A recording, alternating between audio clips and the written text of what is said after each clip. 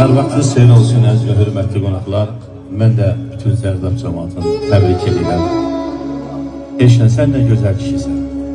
Bax, mənim qardaşım gözəl, aydın bir söz dedi. Dedi ki, sənin üzündən bir tərbiyə yağır. Sağ ol bana. Ona görə də həqiqətən bir adamlar görürük, az görürük. Sən doğrudan yaxşı kişisən, yaxşı atasan, yaxşı oğulsan. Gələndən hamı səndən danışır, amma danışma ehtiyatı yoxdur da insanın içi üzündə olur. Allah sənin balanı xoşbəxt eləsin. Sən dəyərli kişisən.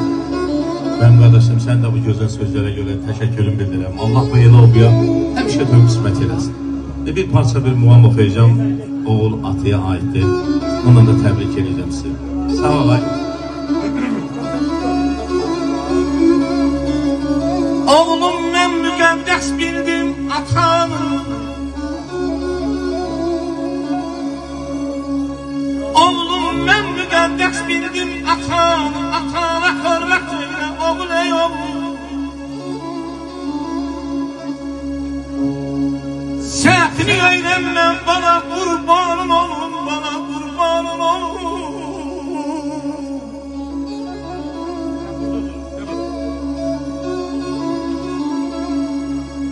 Səhvini öyrənməm bana qurbanın olun.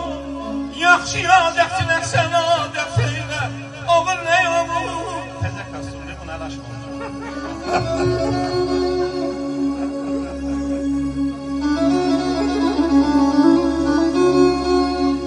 Səhvini öyrənməm bana qurbanın olun. Yaxşı adətinə sən adət eylə, oğul ey oğul. Ey mənim qanadım, ey mənim qolum, ey mənim qolum.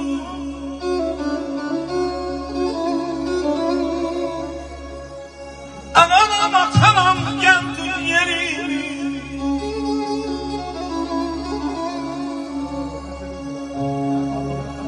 Anam atanam gəldin yerimi. Qoy nəfsinlərin bilsin ki nəfslərini. Ay bəy, atan sənə dediklərini.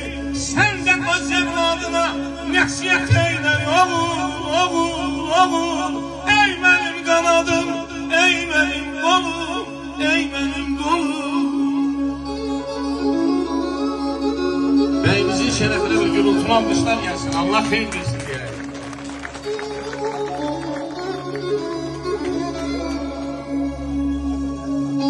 Könlüm ata nəsiyyəti istəyir, dillerine kurban olun hayata.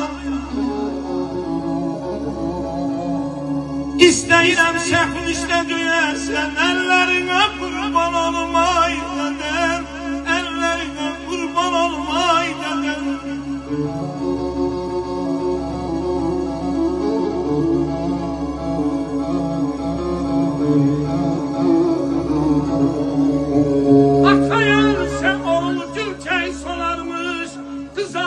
Saçlarını yolarmış. Ataya da ata lazım olarmış. Torpağına kurban olum ay dede, ay dede. Ay maşallah.